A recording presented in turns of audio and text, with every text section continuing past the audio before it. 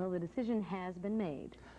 Yes, and not as far as the United States Football League is concerned, not very surprising either, because they said when they went into this antitrust suit that they had to win, and they had to win big in order to play football this fall. So they didn't win big, so they're not going to play, but there's hope for the future, maybe, anyway. The USFL will not play football this fall. USFL owners voted in New York today to put the 1986 schedule off for a year and resume play in 1987.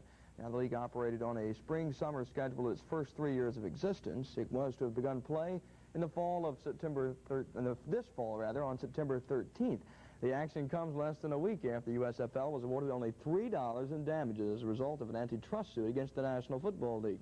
Now, earlier today, New Jersey General's president, Jerry Argovitz, seemed optimistic about the upcoming season, but on the other hand, realistic as well. I think we got to be prepared to, most important things, if you start the season, you have to be prepared to finish the season. Are you prepared to start the season? Well, that's what we're going to find out today. I think everyone in this league would like to compete and put a football team on the field. I watched the Bears game the other day and the Cowboys, and I didn't see anything great shakes. I mean, there's no magic to football. There's players out there, there's coaches, and if you do a good job coaching and sign some good players, you have a good football team. And I think there's teams in this league right now that can play in teams in the other league, and all we've ever asked was just the opportunity to do so. And hopefully after today we will at some point have that opportunity to play football. Now it looks like all the USFL action this fall will be in court, where the league is asking for a new hearing on damages from the antitrust suit and seeking an injunction requiring the National Football League to drop one of its network television contracts. Well, close to home, University of Tennessee basketball player Mark Griffin of Union City has been honored for his achievements off the basketball court. Griffin won the school's award for the highest grade point average among members of the Vols basketball team. Now back on the basketball court, Griffin continued to sharpen his skills by playing in the Bluff City Classic Basketball League in Memphis this summer. The summer league is comprised of current college players with a few professional players in the Memphis area like Keith Lee, Andre Turner, Eric Laird, and others. Well, Major League Baseball action this afternoon. The New York Mets paid a visit to Wrigley Field to take on the Chicago Cubs. We'll pick the action up early on. For the Mets, Rafael Santana up. Takes the pitch and lines it to center. That's going to score Kevin Mitchell. He comes around from second to score, and the Mets have jumped out on top 1-0. It's an outstanding defensive play as you see Mitchell slide it in right there. Line drive straight at Leon Durham, though. He leaps up and makes a fantastic catch for it. We'll take another look at that in slow motion as Leon really getting up there to get that one. Big man for the Cubs this afternoon, Ron Say, singles up the middle right there. That scores Leon Durham. That ties the game at 1 apiece. And Say, once again, this time singles.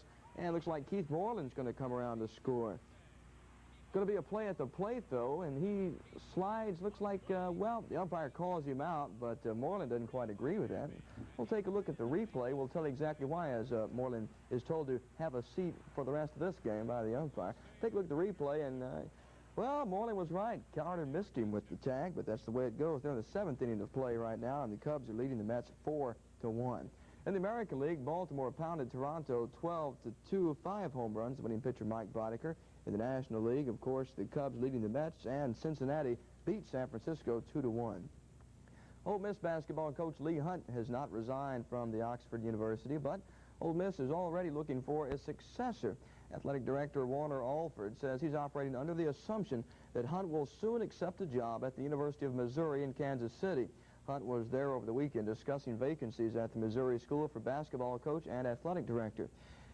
Kansas City is upgrading its basketball program. They're moving from NAIA to NCAA Division I status beginning with the 1987-88 school year. Alford says he'll meet with the Ole Miss Athletic Council to discuss the future of Hunt at Oxford. Now, the heavyweight boxer Mike Tyson is now 25-0 with 23 knockouts. His most recent fight lasting only about 30 seconds. That's how long it took him to floor Marvis Frazier. So just how good is Mike Tyson? Really? I do not know how good I am. Oh, come on. You're being modest. No, I really believe deep down in my heart that I'm the best fighter in the world at this particular moment. And thanks to my managers and trainers, everyone that brought me along the right way and at the right precise time, everything's going to be going well, and I could expect something big to be happening by the end of the year. Not going to find any argument with me on that because Tyson is really doing a number. I think this may be toward the end of the year. He may get that world championship shot he wants so badly, and he may just win it. Quite a prediction. Thanks a lot, Louis.